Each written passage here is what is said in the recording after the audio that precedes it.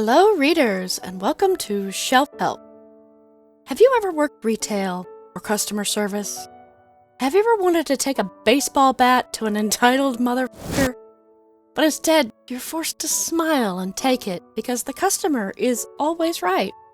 And you need this job to, eat. Are you like me and grew up in a place with lots of fundamentalists who think their version of a religion is the one true religion, and they are literally holier than thou and therefore entitled to treat everyone around them like shit? Oh boy, do I have a book for you! Lily has died, and despite what her church told her, she did, in fact, not go to hell.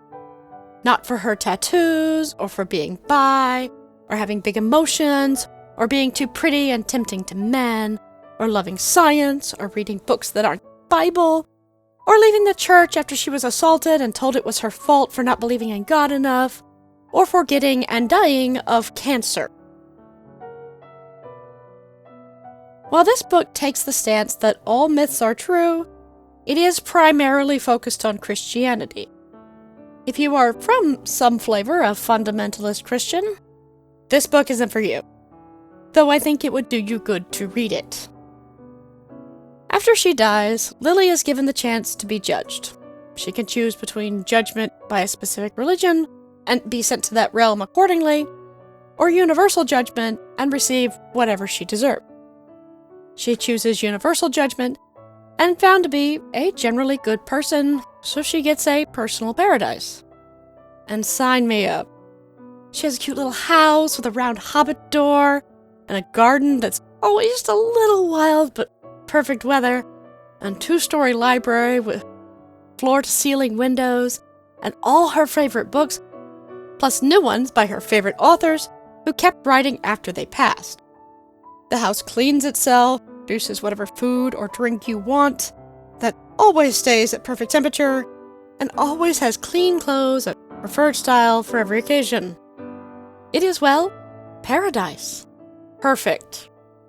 And a little dull after a bit. So, out of curiosity, and mostly spite, she goes to check out hell. It's not what she was raised to believe. Pools of lava where sinners are tortured for eternity. In reality, with work and self-improvement, souls can rise through the levels of hell and earn a chance at reincarnation to try life again. Though those below level 5 rarely do so. Levels 1 and 2 are actually more for therapy, helping souls who aren't bad people, but just have issues, to grow and find healthier ways to deal with life. 3 through 5 are for those who aren't irredeemable, but were generally not great people.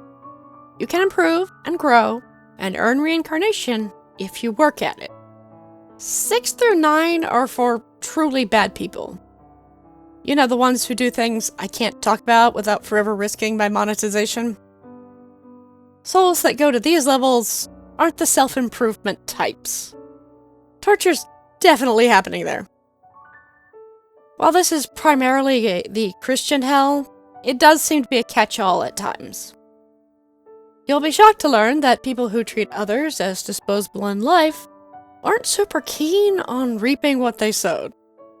Here, Lily sets up the help desk, spelled with 2 L's, where she guides souls on their way, sometimes with the help of a bat or a sword, because she doesn't have to take their shit anymore.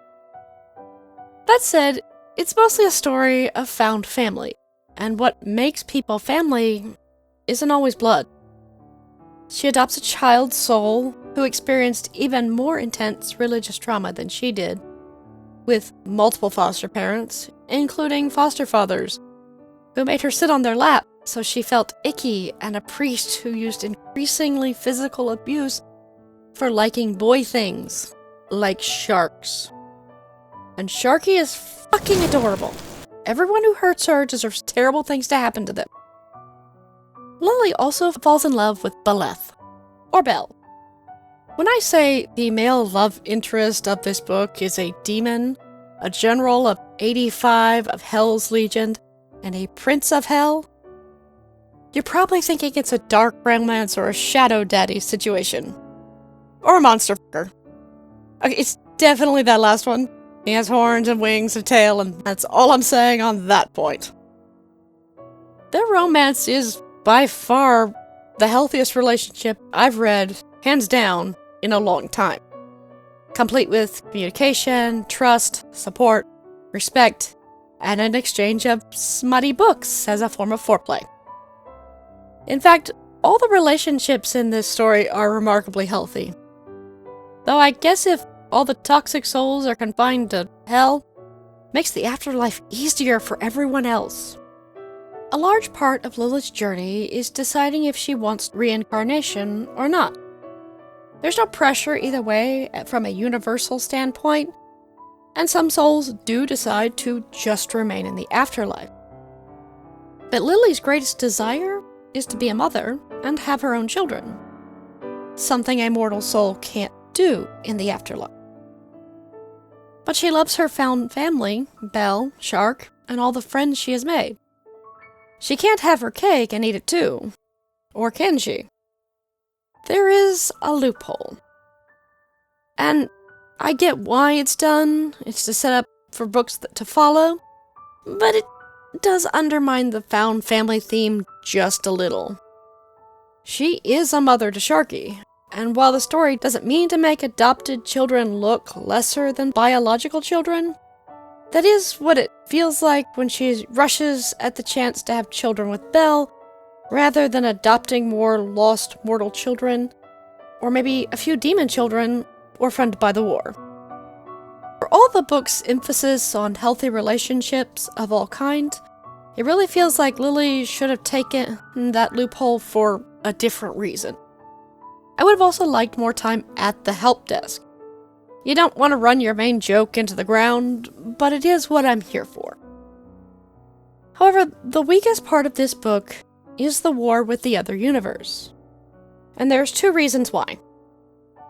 First, having all myths be real can be your best friend or your worst enemy in writing. It gives you a Las Vegas dessert smorgasbord of options for many situations, especially for a battle scene. So if you're taking one plain sugar cookie, it's really obvious.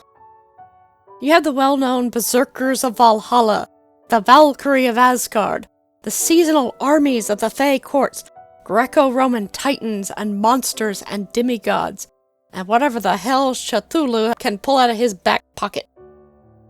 And of course the armies of heaven and hell.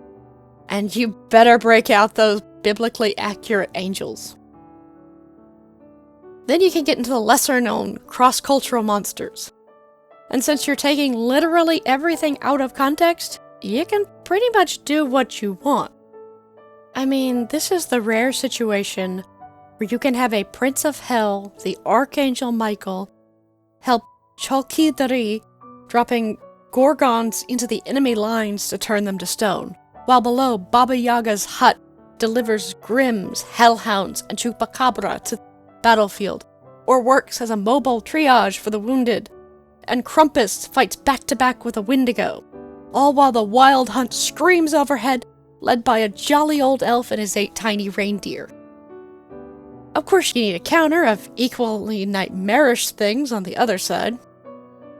Instead, we get Belle, a 7-foot-tall Prince of Hell, General of 85 legions, son of Lilith and Semiel, who has wings, a tail, and is just fighting with a sword and shield on the front line. Which is the second problem.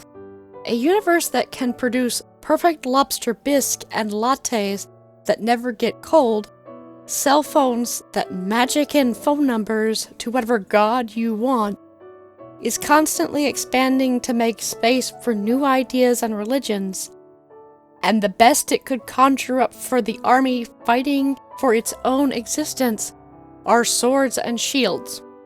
They aren't even magic. It's underwhelming. Lucifer pulled a megalodon out of somewhere. Surely someone can find weapons of war built in this decade. I think this is supposed to be war is hell, even if you're from hell. But the scene can be horrible and traumatizing for the characters in it, and still be entertaining for the reader. I get it. Fight scenes are hard. Large-scale fight scenes are harder still. We aren't all Pierce Brown. In this case, less would have been more. Just have Belle come back with his broken body and PTSD, and let the readers fill in the blanks. I'm going to put this on my 4th shelf. On a personal level, I very much enjoy this book. It definitely speaks to a part of me that grew up in the Bible Belt and had to work retail. In a sea of dark romance and enemies to lover that honestly looks more like trauma bonding, a romance that is healthy and normal is very refreshing, even if the male does have wings, horns, and a tail. On technical side, it's a little stiff. While the help desk itself is low-stakes adventure. If it fails, there's no real or lasting consequences. It mostly serves as a vehicle for humor and for Lily to express and work through her trauma. The real story here is Lily moving from her place of anger to acceptance of a mortal life that was less than fair and literally finding her place in the universe. The underwhelming war scene notwithstanding, I can definitely see this becoming a comfort series for me. Incidentally, I encountered this book in the wild. I was telling a friend about it, and she responded with, "Oh, you mean that TikTok lady?" At which point our friendship may have taken a slight downward turn, and I lost a whole weekend binging multiple years worth of TikToks. Top marks, no notes on those. It may have spoiled me a bit for future plot lines, but I need bad things to happen to people who hurt Sharky, preferably in visceral detail. And I am desperately looking forward to reading about Judy. Thank you for your time. Let me know how I can improve your shelf.